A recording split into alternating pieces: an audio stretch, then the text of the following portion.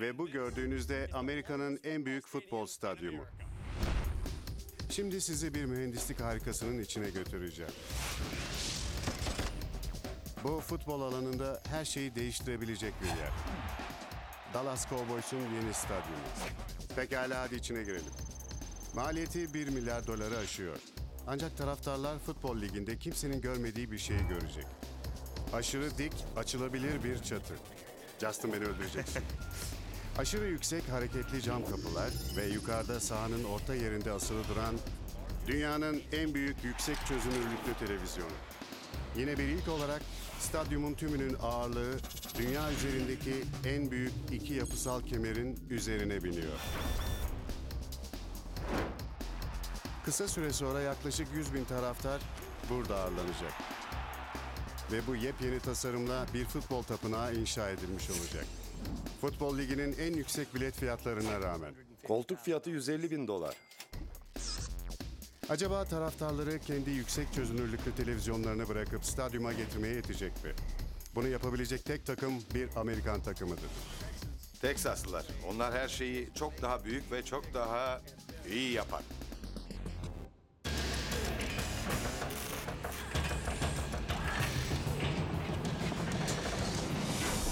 Dev yapılar.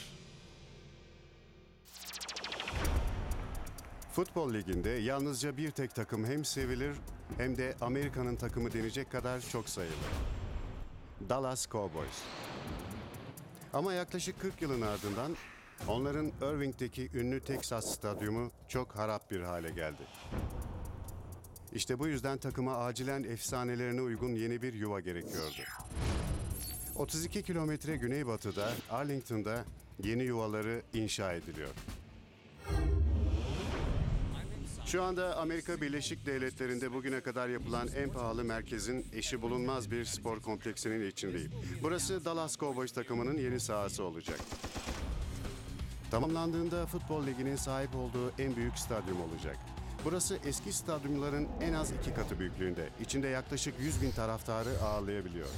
Bir futbol sahasını aşan tasarımıyla Amerika'nın en önemli takımlarından birinin tapınağı olacak. Ama çok ciddi bir maliyeti var. Rakam 1 milyar doları aşmış durumda. Ve bu faturanın 3/4'lük bir bölümünü tek bir adam karşılıyor. Bakın, şu gelen arabanın içinde en büyük spor kulüplerinden birinin sahibi olan Jerry Jones var. Ona göre davranın, tamam? Seni gördüğüme sevindim. Ben Danny. Merhaba Danny, Jerry Jones. Memnun oldum efendim. Ben de öyle. Ben her zaman şöyle derim. Ben Dallas Cowboys'un sahibi değilim. Yani Notre Dame'ın ya da Texas Üniversitesi'nin sahibi olamazsınız. Ben sadece bir süredir bu görevi yürütüyorum. Ve taraftarların takımdan, Dallas Cowboys'tan bekledikleri gibi yani. Bir stadyum yaptırmak da benim görevim tabii. Ama kişisel servetini ortaya koyması şu anda 2 yıl önce inşaat başladıktan sonraki dönemde olduğundan çok daha riskli. Ekonomi ciddi bir krize girdi ve yıllardır ilk kez bilet satışları tehlikede. Risk de var, ödül de. Önlem alabilirsiniz ama bunu görmezden gelemezsiniz. Ve işin sonunda alacağınız paranın riski garantilediğine emin olmalısınız. Kazanmak için de hem projenin tümüne maddi kaynak sağlıyor hem de onu yönetiyor. Yepyeni, bugüne kadarki deneyimlerin çok ötesinde bir stadyum yaratmaya çalışıyor. Böyle bir örnek dünyanın başka hiçbir yerinde yok. Ama bunu yaparken inşaatçıların karşısına büyük zorluklar çıkıyor tabii. Pekala, şu anda sabahın 7'si. Az önce inşaat alanına geldim. Birazdan buradaki ekip müthiş bir işi başarmaya çalışacak. Söz konusu olan devasa bir çelik parçası, dev bir giriş. 72.640 kilo ağırlığında bir çelik ve 16 adet kirişin sonuncusu stadyumun en farklı parçalarını birleştiriyor. 2 devasa çelik kemer, her biri 400 metre uzunluğunda. Yani St. Louis kemerinin uzunluğunun 2 katından fazla. Dünyanın en uzun yekpare çatı elemanlarından biri. Bu kemerler çatının tüm ağırlığıyla birlikte açılabilir 2 çatı panelini de taşıyor. Panellerin her biri 999 tondan daha ağır. Bu son kiriş güneybatı panelini tamamlayacak. Ama çatının en dik bölümünde olduğu için bağlantısı en zor olan parça. İşler daha da zorlaştı. Çünkü saatte 32 kilometre hızla esen rüzgar çalışmaları geciktirdi. Kirişlerin her yanında demir işçileri olacak. Ayrıca merkez bölümünde çalışanlar da bulunacak. Bu yerleştirilmesi gereken son parça. Bu taraf bitirilince kuzey çatı parçası bitecek. Müthiş ağırlığı ve sıra dışı boyutları nedeniyle, yani 78 metre uzunluğunda ve 4,27 metre genişliğinde olduğu için onu standart bir vinçle yerleştirmek mümkün değil. Pekala Alex, bu ekstra denge sağlayıcı ağırlık ne işe yarıyor? Daha önce böyle bir vinç sistemi görmedim. Aslında bu sisteme max room deniyor. Bu tıpkı bir tahterevalli gibi. Bir ucuna şişman birinin, diğer ucuna zayıf birinin oturduğunu düşünün. Burada da bu uçta çok şişman biri oturuyor ama diğer uçta daha şişman biri var. Bu durumda gelen ek ağırlık sistemin havada kalmasını sağlıyor. Gördüğün gibi burada yaklaşık 30 santim var. Bu o ek ağırlık sayesinde oluyor. Sanırım 395 bin kilo. Şuradaki bağlantıyı görüyor musun? Yani şu sistemle ana yapı arasındaki bağlantıyı. Evet. Bu da ek bir mesafe demek. Yani bu normalde olması gerekenden çok daha uzun. Yani daha iyi kaldırmak için vincin arkasına denge sağlayıcı ağırlık koymakla kalmadınız. Bir de onu geri aldınız. Ve hala havada. Ve hala havada. Bu çok müthiş bir kiriş dostum. Rüzgarın hızı saatte 16 kilometrenin altına düşünce ekip kirişi yerine yerleştirmek için kısa süreli bir fırsat yakalıyor. Evet, şu anda stadyumun ortasında duruyorum. Gideceğim yer de işte şurası. Kemerin en uç noktası, yani binanın en yüksek yeri. Onların kirişi yerleştirmelerini görmek için zamanında tepeye çıkmak bile çok zor. Ve oraya çıkmanın tek bir yolu var. O da bu çelik iskele. Ve iskelenin açısı neredeyse 45 derece. Sizi iskeleden kirişe ulaştıracak bu son rampa uzaktan son derece güvenli gibi görünebilir. Ama aslına bakarsanız buna güvenmeyin. Şuna bir bakın, şu durduğum yere bakın. Hala stadyumun 92 metre üzerindeyim. Artık güvenli denen bölgeden çıkmak üzereyiz. Bu noktadan sonra bir yere bağlanmanız şart. Aslında bu noktanın altındaki yerlerin güvenli sayılması da garip. Aramızda kalsın.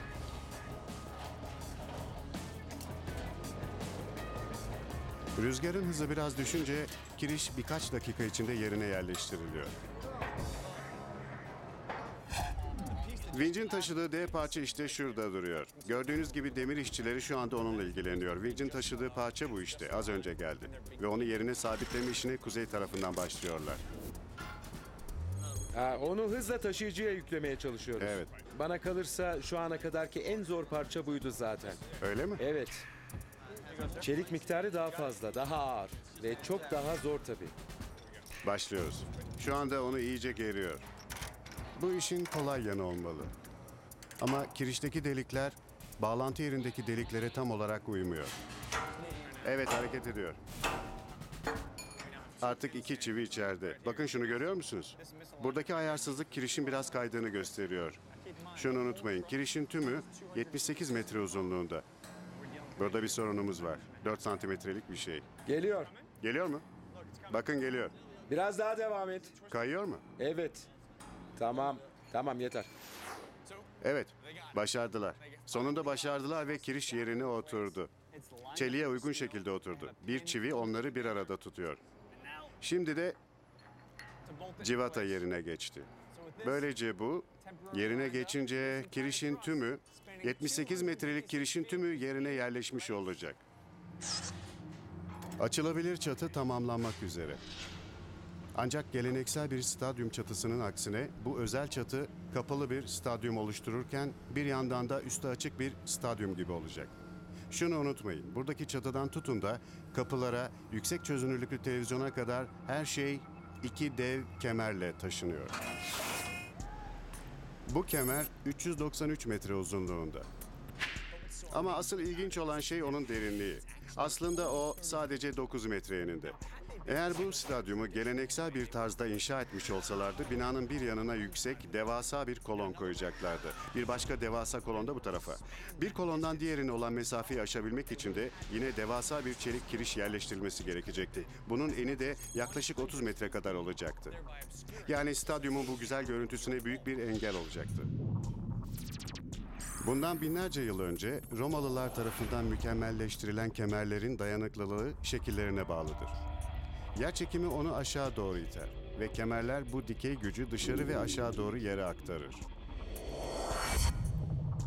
Şuradaki kemerin ucunda 9 milyon kiloluk bir itme gücü var.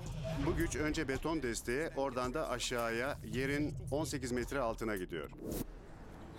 Bu kemerler toplamda 36 milyon 320 bin kiloluk itme gücünü yere aktarıyor. Ve çatının tüm ağırlığını destekliyor.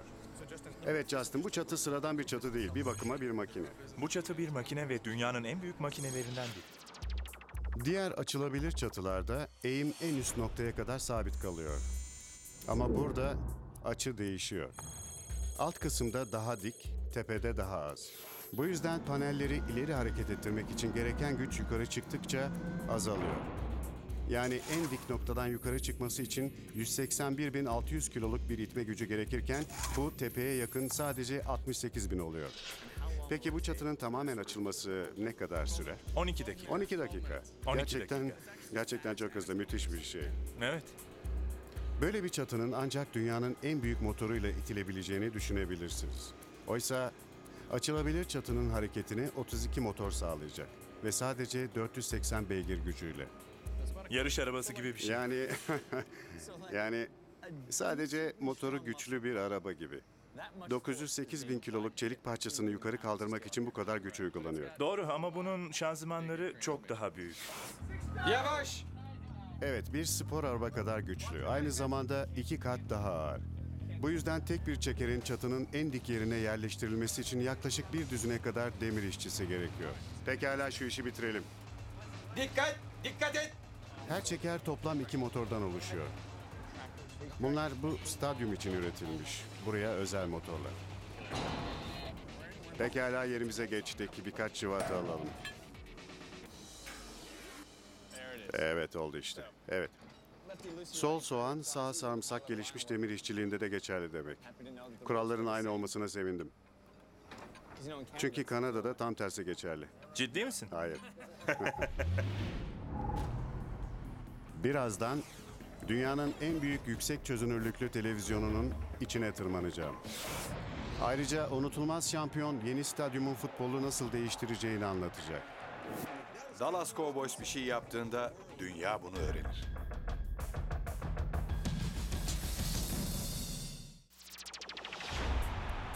Dallas Cowboys'un yeni stadyumunun yaratıcı tasarımını gerçekten anlamak için önce bir adım geri çekilip geldikleri yeri öğrenin. Arkamdaki Texas Stadyumu. Burası son 37 yıl boyunca Dallas Cowboys'un yuvası oldu. Bu binanın içindeyken takım tamı tamına 5 tane Super Bowl şampiyonluğu kazandı. Bu stadyumun tarihini belki en iyi bilen kişi de Futbol Ligi'nin en hızlı oyuncularından biri tabii. Pekala, bana nerede olduğunu anlat. Şimdi sanırım rekoru kırdığımda o sırada yaklaşık burada bir yerlerdeydim. Yere düştüğümü hatırlıyorum. Ve eğer orada devam etmiş olsaydım Evet. büyük olasılıkla bir sayı yapardım. Ama her şey işte burada oldu. Texas Stadyumunda. Peş peşe 3 şampiyonluktan sonra Emmett hiçbir şeyin imkansız olmadığını kanıtladı. Bu stadyumun uzun bir geçmişi olsa da artık çağ dışı kaldı. Texas Stadyumu şu klasik 70'lerin bildik mimarisiyle yapıldı. Temel olarak beton yuvarlaklar içinde futbol oynanıyordu ama dış görüntüsü hiç hoş değildi. Örneğin şuna bakın, bu yapının ön cephesine. Durduğum noktadan beton merdivenlerin altını rahatlıkla görebiliyorsunuz. İnsanların dolaşırken kullandığı büyük beton rampaları ve devasa beton ayakları görüyorsunuz. Belki işlevsel bir bina ama biçimsiz. Dallas Cowboys'un biletleri 18 yıldan bu yana burada, bu stadyumda satılıyordu. Yeni stadyum 21. yüzyılın zorlukları nedeniyle bilet satışında bu denli şanslı olmayabilirdi. Bu da mimarları yaratıcı bir tasarım yapmaya ve dahası maç izleme tarzını değiştirmeye zorladı. Tasarımın ilk aşamalarında şunu yaptık. Öncelikle insanları neden buraya gelmek istemeyeceklerini inceledik. Evet. En çok duyduklarımızdan biri şuydu. Evimde olabilirim. En sevdiğim koltukta oturup dev ekranlı televizyonumdan 3,5 metre uzaklıkta durup kovboyları oradan izleyebilirim. Yani temel nokta şu. Evde oturup kendi televizyonunuzu izleme deneyimini nasıl iyileştirip bir üst noktaya taşırsınız? Aynen öyle. Koltukla scoreboard arasındaki mesafeyi esas aldık. Sonra söz konusu ilişkiyi daha iyi bir noktaya taşıdık. Yani evdekinden daha iyi bir noktaya. Bu 21 metre yüksekliğinde bir skorboarda dönüştü. Üstelik burada sağladığımız olanak çok daha iyi. Çünkü her şeyi evdekinden daha iyi bir yüksek çözünürlüğü televizyondan izliyorsunuz.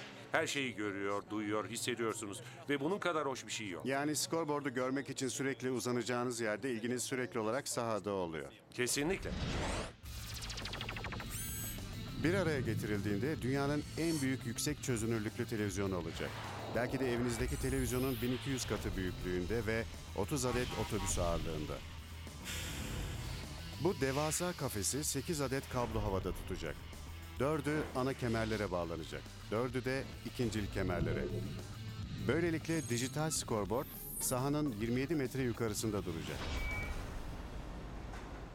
Onu önce askıya alacaklar ve kemerlere bağlayacaklar. İşte bakın bununla. Bu hiç tahmin edemeyeceğiniz derecede ağır. 4 fren civatası kemere kaynakla bağlanacak. Her kenara 2 tanesi, en uzak kenara da diğeri ikisi. Ve bu fren civatalarının içinden 10 santimlik çelik kablolar geçirecekler. Bu Amerikan Futbol Ligi'nde merkezde asılı duran ilk scoreboard olacak. Bu işi yapacak kadar büyük olan tek yerde, işte gidiyoruz, sahanın orta çizgisinin geçtiği yer. Arkamdaki devasa çelik parçasını görüyor musunuz? Binanın bir parçası gibi duruyor ve gerçekte de öyle aslında. 21 metre yüksekliğinde ve 36,5 metre genişliğinde. Çerçeveyi ve ekranı oluşturmak için ekibin sadece 2 ayı var. Bu yüzden dikey bir montaj hattı oluşturdular. İnşaat ekiplerinden oluşan bir örümcek ağı. Demir işçileri, kaynakçılar ve vinç operatörleri. Süre o denli kısıtlı ki işi biten ekibin ardından bir başkası işe başlıyor. Yoksa domino taşı gibi geride kalırlar. Şu anda demir işçileri bu 4 köşeli çerçevenin güneybatı ucunu bir araya getiriyor. Vinç operatörlerine yetişmeye çalışıyorlar. Vinçler günde 30 parça kaldırmak zorunda. En büyük engellerden biri de her parçanın yerine uyması. Bu yatay panelin direğe oturması mı gerekiyor? Evet, kesinlikle. Bunu nasıl yapacaksın? Nasıl yapacağımı bilmiyorum ama olmak zorunda. İzle.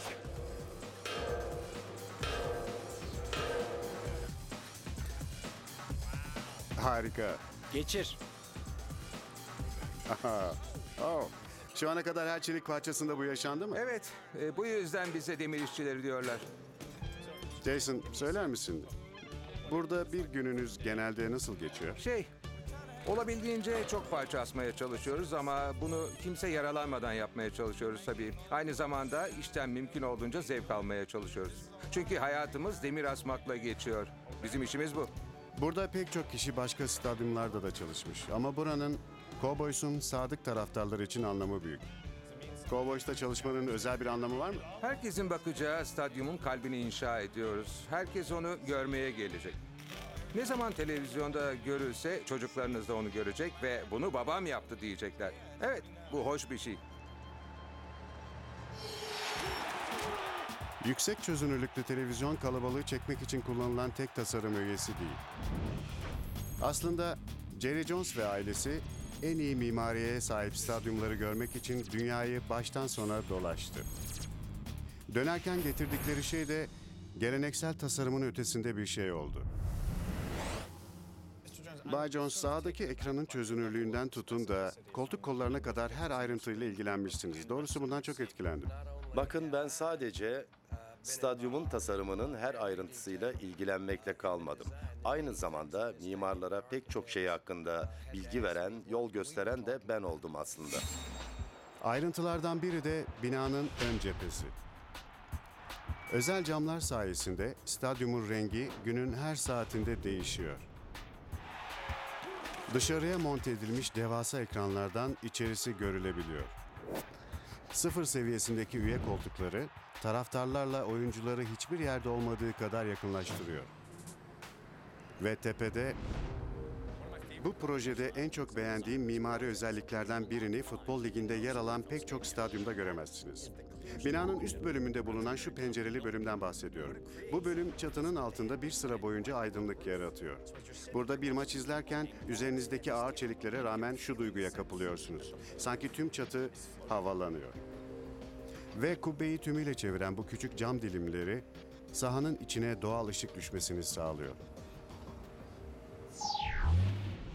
Birazdan yerden 91 metre yüksekte dünyanın en dik açılabilir çatısında çalışmaya devam ediyoruz. Ve yeni bir spor dalı. İşçiler ona bir isim vermiş. Hadi yapalım. Süpürge sörfü.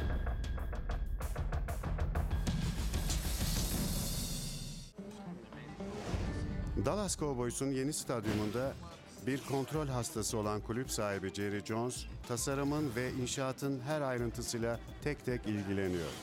İster büyük olsun, ister küçük. Hepsiyle ilgileniyor. İnşaat süremiz ne kadar sürecek? Jeff, aşağı inmek için nasıl bir yol kullanacağız? Belki içerideki şu kapıları da kullanabiliriz, öyle değil mi? Ama kontrol edemeyeceği bir şey var. Dünyanın en tehlikeli hava koşullarından biri. Arlington, korkunç Hortum Vadisi'nin tam ortasında yer alan bir bölge. Burada her yıl yaklaşık olarak 700 hortum yaşanıyor. Ancak Teksas'ı etkileyen tek kötü hava olayı bu hortumlar değil. 2008'de buranın 320 kilometre güneyinde Ike kasırgası Houston'dan geçerek Yapılar-Stadyum'un çatısına uçurdu. Rüzgarın hızı saatte 177 kilometreye kadar çıktı. Burada oluşan kasırgalar bundan çok daha hızlı olabiliyor. Bu yüzden mühendisler rüzgara dayanabilecek bir sistem geliştirdi ve şu anda bu sistemi uyguluyorlar. Hem de dünyanın en dik açılabilir çatısının üzerinde. Şuna bakın. Burası bir kayak pisti kadar dik. Şunun eğimini görüyor musunuz? 23 dereceden daha dik ama şu adamlara bir bakın. Ayaklarım nerede bir bakın. Buz pateni sahasında duruyor gibiyim. Bir de şu aletlere bakın. Aletleri çatıya tutturmak zorunda kalıyorlar. Yoksa bu çatının üzerinde yürürken bir anda yere düşersiniz. Öyle değil mi? Bu çatıda çalışırken önem vermeniz gereken temel şeyler neler? Öncelikle herkesin bağlı olması gerekiyor. Yani Evet. çatıdayken. Evet, herkes bağlı olmalı. İşçilerin kullanacağı halatlar var. Böylece birinden diğerine Pekala. geçebiliriz. İyi haber şu, ipe bağlı durumdayız. Kötü haberse bağlı olduğum şey bana tıpkı dolaşmış bir makara gibi geliyor. Programa uymak için bu ekibin her gün 743 metrekarelik bir alanı kaplaması gerekiyor. Rüzgar nedeniyle bugün işleri çok daha zor. En ufak bir malzemeyi bile koyup öyle bırakamıyorsunuz, öyle değil mi? Yok, hayır. Her şey bağlı durumda. Evet, doğru, her şey. Baharda işe başladığımızda hava Dallas'ta bugüne kadar görmediğimiz kadar rüzgarlıydı. Rüzgar tahminlerine bakınca hava alanında yerden 4 metre yüksekte alınan rakamları görüyorsunuz. Oysa burada yerden 90 metre yüksekteyiz. O hıza 25 kilometre eklemeniz gerekiyor. Çok büyük bir çatı. Bugüne kadar böylesini yapmadım. Üstelik hava şartları da çok ağır. Kasırga rüzgarlarına dayanacak bir çatı yapmak için yalnızca birkaç santim kalınlığında 5 kat membran kullanmak yeterli oluyor. Her katmanın kendine özgü bir görevi var. Yangın yalıtımı, ses, nem yalıtımı gibi. Tabii en önemli katman da bu incecik mavi vinil koruyucu. 10 milimetrelik bir plastik. Bağlantı yerlerinin tümünü bununla kaplamak gerek. Çok etkili bir bantla tutturulur.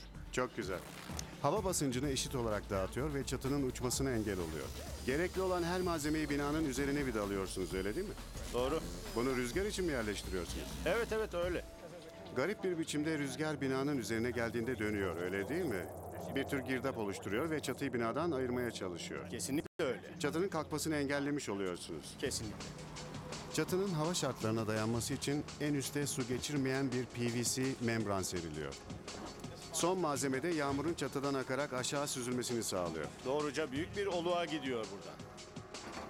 Ah, evet. Peki nasıl geri gideceğiz? Yürüyerek. Yürüyerek. Tutkal sürüldükten sonra PVC yayılıyor ve işlem tekrarlanıyor. Bir sonraki adımda içindeki hava kabarcıkları çıkarılıyor. Yoksa çatının altına hava girmesine neden oluyorlar. Bu yüzden bir yöntem geliştirmişler, süpürge sörfü. Her noktaya temas edip hava kabarcıklarını yok etmenin en iyi yolu bu. Bir ekip tepeden aşağı inerek 15 metrelik alanı düzlüyor. Yani çatının %50'sini. Sonra diğer ekip devreye giriyor. Yani ben, güvenli görünüyor. Evet, ayak buraya. Hadi yapalım.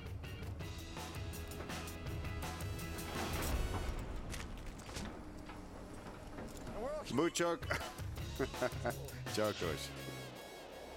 Sıcak hava katmanları yapıştırdıktan sonra bu çatı artık saatte 185 kilometre hızla esen sert rüzgarlara bile dayanabilecek duruma gelecek.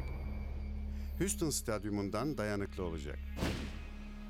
Yine de bu binayı etkileyebilecek tek hava olayı kasırgalar değil. Güneş. Güneş yılın neredeyse 200 günü parlıyor ve sıcaklık aylar boyunca 38 dereceyi sık sık aşabiliyor. Bu PVC kaplanmış çatının renginin gri olması bir rastlantı değil. Dallas Cowboys'un forma rengine uyduğu kesin. Yani bunu biliyoruz. Ama bunun çevresel bir fonksiyonu da var. Eğer bu çoğu binada gördüğümüz şu siyah plastik çatılardan olsaydı, Dallas'ın o sıcak yaz güneşi bu siyah çatıya vuracaktı ve binayı ısıtacaktı. Ama formalar gibi gri olduğu için güneş ışınları gelecek, çatıya çarpacak ve buradan yansıyacak. Çatı daha serin kalacak. Daha önemlisi bina daha serin kalacak ve daha az havalandırma kullanacaklar. 76.455 metreküpten büyük bir alanı soğutmaya çalışmak, 1000 evi soğutmaya çalışmak demek. Bu çok ciddi bir çaba gerektiriyor. Sıcak Teksas yazlarında bu kadar büyük bir yeri soğuturken yaşanan zorluklar neler? Işıklandırma nedeniyle çok zorluk yaşanıyor. Yani müthiş bir sıcaklık yayılıyor ve taraftarları da unutmayalım. Burayı serinletmek için burada bulunan pek çok şeyi düşünmek gerekiyor. Dünyanın en büyük yüksek çözünürlüklü televizyonu da burada. Her şey ortamı ısı yayıyor. Evet, her şey. Bu koltuklarda oturan maçı izleyen her bir kişide. Gelecek elektrik faturasını düşünmek bile istemiyorum. Çok korkunç olacak. Neyse ki ben ödemeyeceğim. Amaçları stadyumun ısısını rahat bir düzeyde 25 derecede tutmak. Bunu yapmak için dünyanın en gelişmiş havalandırma sistemlerinden birini kurdular. Sistem her dakika 36.812 metreküp soğuk hava pompalıyor. Buradaki 24 ünite için sanırım yaklaşık olarak 3 kilometrelik boru işi yapılacak. 3 kilometrelik boru şurada, öyle mi? Evet. Bazı boruların çapı neredeyse 2,5 metreye kadar çıkıyor. Buradaki her parçada olduğu gibi. Boyut arttıkça işin zorluğu da artıyor. Hadi başlayalım. Önce sen. Kirişlerin sahip olduğu sert açılar boru yerleştirme işini bu stadyumun en tehlikeli işlerinden biri haline getiriyor. Burada neredeyse bir boşlukta etrafta bir tane bile düz çelik yokken onları asmak. Bu çok zor bir iş. Burası da eğimin en dik olduğu yer, öyle değil mi? Evet, doğru. Yapı iskelesini bu noktada yerden kurmak son derece tehlikeli. Bu yüzden onu tavandan indiriyorlar. Bu sisteme de yüzen iskele deniyor. Bu özel sistemin kullanılmasına rağmen bazen gereken yere ulaşamıyorlar. Yavaş. O zaman da mecburen yukarı tırmanıyorlar. Tamam, yavaş yavaş at. Yavaş gidiyorum, yavaş adım. Evet, evet, hepsi Yavaş giden hepsi kazanır. yavaş. Şu anda sağ ayağımın ön kısmında kan dolaşımı sıfır. Oradaki parmaklarla vedalaştım bile. Bu delilik. Bunun ağırlığı ne kadar Richard? Yaklaşık 180 kilo. Evet öyle. Seninkini biraz yukarı kaldır. Bu iyi mi Larry? Bu çok iyi. Pekala dene. Şu anda üzerime düşmesini sen engelliyorsun. Yani Tamam, çok sıkı tut. bana güvenebilirsin. Evet, Şuna oldu bakın, işte. çok hoş görünüyor. Stadyumun tümüne bakarken şunu sakın unutmayın. Burada yüzlerce yerine yerleştirilmesi gereken böyle daha yüzlerce parça var. Ve her biri için bu kadar da uzun süre uğraşılması gerekiyor. Olamaz. Larry, orada ne yapıyorsun dostum? Ona iyi bir ayar çekiyorum.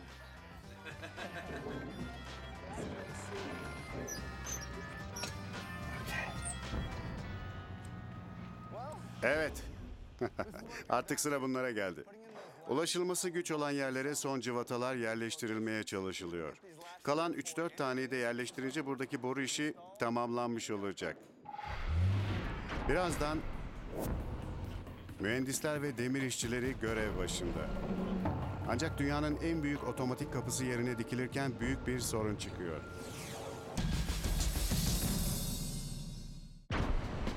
Stadyum henüz tamamlanmamasına rağmen Dallas Cowboys bundan 2 yıl sonra yapılacak olan Super Bowl'a ev sahipliği yapma hakkını şimdiden almış durumda.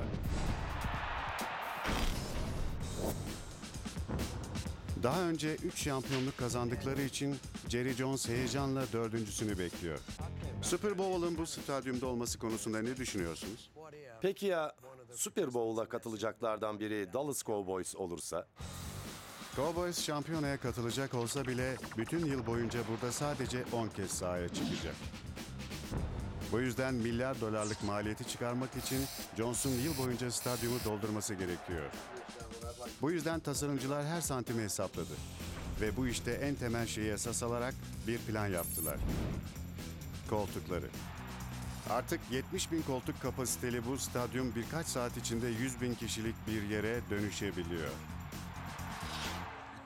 Çocukken Şia Stadyumuna giderdim. Evet, hiç rahat değildir. Bunlar onlara benzemiyor. Yok, orada maçın sonunda her yerin tutulurdu. Öyleydi değil mi? Evet, Önemli olan 3 saatten fazla bir süre oturulacağını bilmek. evet. Yani o süre boyunca rahat olman gerekiyor. Rahat değil, çok rahat. Koltuklar rahatlık esas alınarak tasarlandı. Aynı zamanda stadyumda maksimum kapasiteyi sağlamak için. Bildiğimiz eski stadyumlarda her koltuk beton bölüme civatayla tutturulur. Hareket olanağı yoktur. Oysa burada her sıraya koltukların tümünün geçirilebildiği tek bir ray sistemi koyuyorlar. Yani her koltuğu birkaç santim kaydırarak ya da yerinden çıkararak oturma düzeninin tümünü tamamen değiştirebiliyorlar. Normal oturma düzeni böyle değil mi? Evet, Bana rahat rahat oturmam için 54 santim ayırıyorsunuz. evet. Ama örneğin bir Super Bowl için bunu biraz azaltıyorsunuz. Doğru. Yaklaşık 46 santimetre. Evet. Koltukları biraz yerinden kaldırıp bir miktar sıkıştırırsanız her sıraya bir koltuk ekleyebilirsiniz. Bazen 2 tane. Bu Jerry'e oturma düzenini ayarlama şansı veriyor ama çok daha önemlisi bir sürü para kazandıracak. Buna ihtiyacı var. Elektrik faturası çok kabarık olacak. Ucuz bir yer değil. Hayır, sağ ol. 56.600 metreküplük bir alan söz konusu olsa bile 2,5 santimetrelik bir yerin önemi tartışılmaz. Koltukların tümü düşünülünce bu 6.000 ek koltuk koymanıza izin veriyor ve para kazandırıyor. Böyle bir fırsat yaratmasının yanında bu sistem Cowboys taraftarlarının 10.896 kiloluk ağırlığını 10 santimlik tek bir çelik rayla kaldırmış oluyor. Ray tamamen civataların gücüne dayanıyor. Pekala beyler, bana bir iş verin. Buradaki montaj ekibinin teslim süresi son derece sınırlı. Tamam. Her gün 500 koltuk yerleştirmeleri gerekiyor. Bu da her bir delik için yaklaşık 10 saniye ediyor. Bu yüzden delme hızını artırmaları gerekti. Bence bu daha çok üzerine 2 ters matkap tutturulmuş bir alışveriş arabasına benziyor. Gerçekten de böyle bir şey. Ama Gino onu öyle bir ayarladı ki harika oldu. Bu bir bakıma geçen yıllarla kazanılan müthiş deneyimin bir göstergesi galiba. Evet, daha hızlı. 11 ay içinde 45 bin delik açabiliriz. Bizi engelleyen şey inşaat demirleri. Kolayca açılan delikler oluyor ama demire denk gelirseniz sorun çıkıyor. Bir demire denk geldiğinde o noktayı işaretleyip oraya tekrar dönmek zorunda. 8 ila 10 saniye süren işi 5 ila 10 dakikaya dönüşüyor. Bu ciddi bir sorun olmayabilir ama söz konusu olan 70 bin koltuk olunca o birkaç saniye toplamda ek birkaç haftalık ya da aylık çalışma oluyor. Delikler hazır olduğuna göre artık ekip ray sistemini sabitlemeye başlayabilir. Oldu işte. Evet, sonunda. Doğru. Sonunda ray geliyor. Kaldırın. James, ray desteklerin üzerine oturduğuna göre bu iş bitti. Ağırlığı kaldırabilir. Buranın bir stadyuma benzemesi için son olarak ne gerekiyor söyler misin? Koltuklar tabii Evet, ki. koltuklar. Her şey hazır durumdayken bu iş ne kadar sürebilir ki? Herkes hazır mı? Hazırız. Hadi o zaman. 72 koltuk 5 dakikada takıldı ve aynı hızla çıkarılabilirler. Bence çok güzel oldu. Gerçekten çok güzel. Aferin size. Dünyanın en değişik stadyumunu yaratmak koltuklarla sınırlı bir iş değil. Aslında bu iş kapılara kadar gidiyor.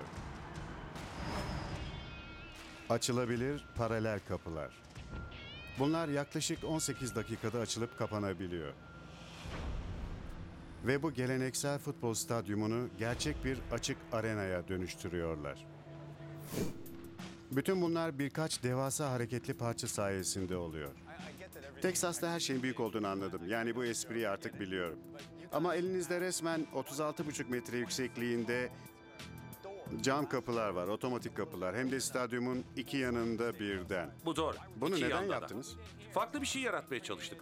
Yani yılda 10 futbol maçından fazlasının yapılacağı bir yer düşündük. Her iki taraftaki kapıları açtığımız zaman Evet. üstüne bir de devasa çatıyı açtığınızda sunrooflu bir arabadan çok üstü açılabilir bir spor araba duygusu verecek. Ancak dünyanın en büyük otomatik kapılarını yerine yerleştirmek yapım ekibi için oldukça zor olacağı benziyor. Güneybatı kapısının olduğu yerde ilk panelin kaldırılması için hazırlanıyorlar. Söylesene JD, neden geciktiniz? Biz mi geciktik? Senin gelmeni bekliyorum.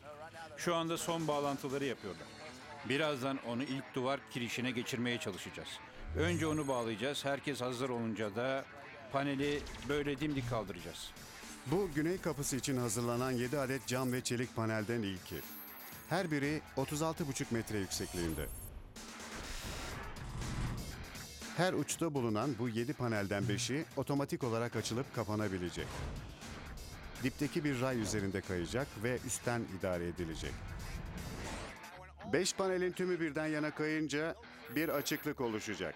Hem de 55 metre genişliğinde ve 36,5 metre yüksekliğinde. Jerry Jones bir sunroof değil, üstü açılabilir bir araba istediğini söyledi. İşte onun istediği bu. Panel montaj sırasında her şeyi havada tutan çelik kemere tehlikeli bir biçimde yaklaşacağından tasarımcılar paneli yerine oturtmak için yepyeni bir sistem tasarlamak zorunda kaldı. Evet Justin, buradaki sistemi sen tasarladın. Bu doğru, evet. Bu sadece panelleri kaldırmak için özel olarak tasarlanmış bir mekanizma. Şunu açıklayalım. Yaklaşık 36,5 metre yüksekliğindeki kapı çerçevesi bu desteğe dayanacak. Şu anda yerde yatıyor ve bu desteğin yardımıyla yerden kalkarak 90 derecelik dikey konuma geçecek. 90 derece yukarı kalkacak. Sonra üst bağlantılarını sabitleyeceğiz. Şurada aşağıda gördüğünüz hidrolik sistemle üzerindeki basıncı alacağız. Bu da panelin tümünü yanında durduğunuz tabanlığa oturtacak. Yani yükü bölmüş oluyorsunuz. Yarısını vinçle, yarısını da bu destekle. Evet, tamamen dikleştiği noktada tüm yük destekte olacak. Mühendislerin geliştirdiği bu sistemle vinçteki ağırlık dikkatle desteğe aktarılıyor. Ama bu destek sistemine rağmen birkaç santimetrelik bir payları var. Sırada son güvenlik kontrolleri ve az bilinen bir inşaat ritüeli var. Demek her büyük kaldırma işinden önce Biz bu bunu yapılıyor. yapıyoruz. Kaplumbağaya dokunuyoruz. Jade bize şans getiriyor. Kaplumbağa uzun bir hayat verir.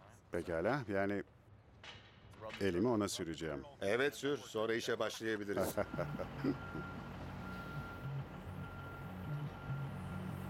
Hazır mısın? Evet hazırım. Pekala Jim, herkesi çağır. Pekala beyler, uyanın, başlıyoruz. Juan, biz hazırız. Pekala, güvenli mesafeye geçin beyler. Şuna bakın. Şu anda yukarı kalkıyor. Desteğin olduğu yere iyi bakın. Alt kısmının hiç oynamadığını göreceksiniz. Bu yükün alt kısmı tümüyle desteklerde ve bu yanı da sanki dikleşip yerine yerleşecek gibi duruyor. Şu anda panel 45 derece noktasını geçmeye başladı. Yükün paylaşılma aşamasından tamamen desteklere binme aşamasına geçiyoruz, öyle değil mi? Evet, yukarı kaldırdığımızda yükün %100'ünü üstlenmiş olacak. Justin bu planı geliştirmek için aylarca uğraştı ama hala kemerle arasında kalacak mesafe bir soru işareti. Kemere dokunabileceği noktalar var. Onun çok yakınına geleceğiz. Ana kemerin mi? Evet, diğer tarafta çok yakınına geleceğiz. Birazdan 30 bin kiloluk bir şey havaya kaldırılırken Bazı ölçüler tutmuyor. sadece birkaç santim her şeyi bozabilir. Yapılar-Stadyumunu açılış gününden önce bitirmek için ekibin yapının bu denli büyük olması nedeniyle ortaya çıkan bazı engelleri aşması gerekiyor.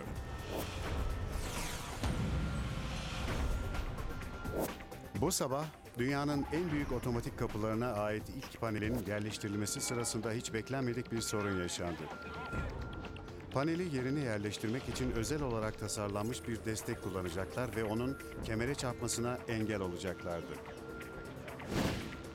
Biraz dikleşince bu küçük hidrolik krikoların kapı panelini güvenli bir şekilde yere indirmesi gerekiyordu. Ancak ne yazık ki bu olmadı. Görünüşe göre krikoyu tamamen aşağı indirecek güçte bir itiş elde edemeyeceğiz. Yani sistemin bir yerinde bazı ölçüler tutmuyor. Bir başka deyişle krikolar tamamen aşağı inse bile panelin oturacağı yerle panelin altı arasında yine de bir boşluk oluyor. Panelin altıyla beton arasındaki mesafenin 4 santim olması gerekiyordu. Kriko onu bu mesafeye indirmenizi sağlayacaktı, öyle değil mi? Evet. Oysa şu anda yaklaşık 10 santimlik bir boşluk var ama siz bunun 4 santim olacağını hesaplamıştınız. Doğru. Bu başına düşer mi? Yok hayır, film ekibine düşebilir. Hep ben suçluyum. Hep ben suçluyum. Şu anda 2 çözüm önerisi var. Biri baş mühendis Justin'dan, diğeri de JD'den. Yani Kalfa'dan. Ben şu ana kadar çözüm bulamadığım hiçbir sorun yaşamadım. JD de her zaman sorunların üstesinden gelmenin bir yolunu bulmuştur.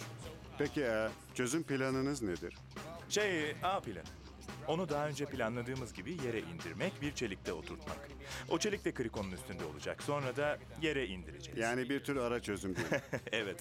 Ama yaptığımız hesap işe yaramazsa B planına geçeceğiz. Nedir o? JD'ye bir kaynak makinesi vermek. O ne yapacağını bilir. Bu sorunu aşacağız. Sadece zaman alır. Evet.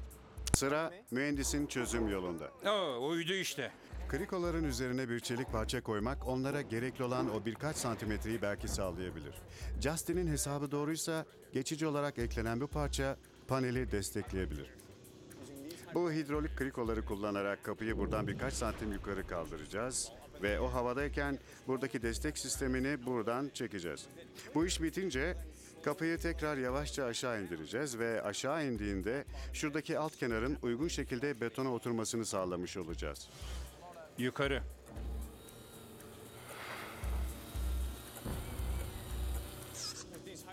Tamamen açılan bu hidrolik krikolarla bu çelik tüm kapı çerçevesinin ağırlığının yarısını kaldırıyor. Yani kapı 30 bin kilo olduğuna göre demek ki buradaki bu çelik parça 15 bin kiloluk ağırlığı taşıyor. Hepsi bakın aşağıdaki şu küçük krikoda. Ama bu iş henüz bitmedi. Hala bu kapının ağırlığını vinçten yere aktarmaları gerekiyor. Pekala Oğan, artık indirmeye başlayabiliriz. Hazır mısın? Evet. İndiriyor musun Ceydi? Evet, onu yavaşça indirmeye çalışacağım. Oradan çekilin. Randy, temas noktasına ne kadar var? 1 santimde tutuyorum. Benimki fena halde doğuya kayıyor. Şu anda uzaktaki kenar tam olarak yerine gelmiş durumda. Ama bu kenar hala yerden 1 santim kadar yukarıda. Sorun şu ki onu nasıl indireceklerini bilmiyorlar. Çünkü ne kadar indirirlerse o kadar binaya doğru savruluyor. Bu işe yarar. Uygun iniş için JD'nin bir fikri var. Atılmış parça yığınından ufak bir çelik parçası. Bu sabit panellerden biri olduğu için bu küçük çelik parçası artık kapının değişmez bir parçası olacak. Buraya ayar için bir parça koyuyoruz. Peki neden oraya, neden orta noktasına değil? Çünkü yükün tamamı buradan geçerek tabana ve ayar parçasına doğru aktarılıyor. Onu merkeze koyarsanız tabanın eğilmesine neden olabilirsiniz. Jerry, şimdi bu parçalar üzerlerine binen 15 bin kiloluk gücü çekecek, öyle değil mi? Evet, çekecek. Duyuyor musun? Sesi duyuyor musun? Çeliğin sesi. Artık duyuluyor. Çelik nasıl ses çıkarıyor, duyuyor musun? Resmen gıcırdıyor. 15 bin kiloluk çeliğin o parçaya binme sesini rahatlıkla duyuyorsunuz. Metal metale değiyor. Evet, indi. İndi. Bugünkü başarının ardından belki birkaç hafta içinde bütün her şey, dünyanın en büyük otomatik kapısı güzelce çalışıyor olacak. Öyle değil mi? İzlemesi hoş olacak. Evet, sonunda oldu işte. Dünyanın en büyük otomatik kapıları yerine yerleşti. Kutlarım. Sağ olun. İnanılmaz. Gerçekten inanılmaz. Açılış gününe yalnızca 6 ayları var. Artık geri kalan işleri bitirmek mühendislere ve inşaat işçilerine düşecek. Muhteşem olacak. Yani bu başka türlü tarif edilemez. Yeni stadyumda yine sahanın orta çizgisinde duracaksın. Yeni bir yıldızın üzerinde. Yeni bir binada. Tarih oraya taşınmış gibi olacak. Ama muhteşem olacak çünkü o çok güzel bir anıt. Ekonomideki kötü gidişe rağmen yeni stadyumun biletlerinin %80'i şimdiden satıldı. Sporun bir rolü var ve o zor günlerde insanlara biraz nefes aldırıyor. İşlerinden biraz olsun uzaklaşıyorlar. Bu stadyum insanların bunu yapmasına yardımcı olacak. Futbolun bir oyundan daha fazla anlam taşıdığı bir eyalette bu stadyum bir sahadan daha fazla anlam taşıyacak. Büyük bir futbol stadyumu inşa edebilmek için genelde mimari anlamda özel bir şeyler yapmak gerekmeyebilir. Bu yüzden bana göre Cowboys'un başardığı en önemli şey şu. Onlar her ikisini de en iyi şekilde yapmayı başardılar. İnanılmaz bir mimari tasarım, yeni teknik yaklaşımlar ve disiplinli bir lider bir araya geldi ve bir yapı yarattılar. Burası sadece futbolun izlenme tarzını değiştirmeyecek. Aynı zamanda insanların stadyum hakkındaki fikirlerini de değiştirecek.